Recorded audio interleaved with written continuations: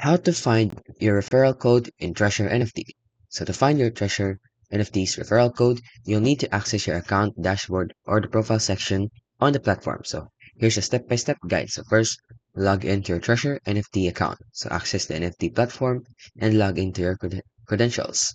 And then navigate to the referral section. So look for a section within your account that deals with referrals, sharing, or invites. And this might be under the profile, account, or a dedicated referral section.